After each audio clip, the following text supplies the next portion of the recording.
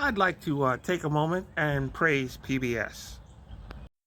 Okay, for me, PBS starts with Nature and Nova, and I pretty much watched every single one of those episodes. For my firstborn, it was all about Sesame Street and Mr. Rogers, and then I had some children later on, and they were like into Arthur, right? I still have the Arthur theme song going through my head every now and then. It cheers me up.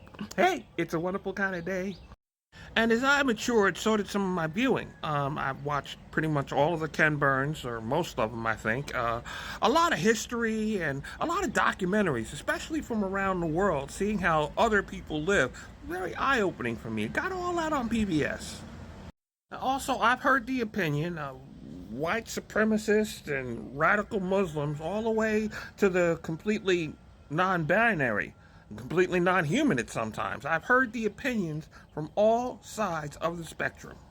I appreciate how these individuals on both sides speak with eloquence and intelligence, okay, with a lack of bad, nasty words or attitudes. I mean, if you've got an opinion that's different than mine, speak it freely. You just don't have to add any really bad negative words, right? Right. And of course, there's nothing very salacious about PBS. I hate when they just throw in that nude scene just to keep our attention. They do that, folks, but they don't do that on PBS. So nothing very salacious.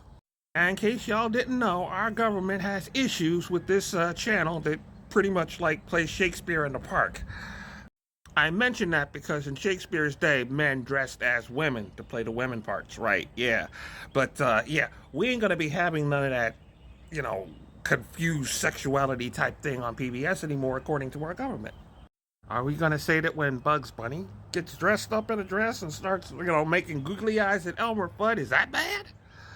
I freely admit that PBS, I guess, has become a home base for leftist thinking, and they correct, our politicians every time they make some sort of, there's always some sort of fact-checking thing going on.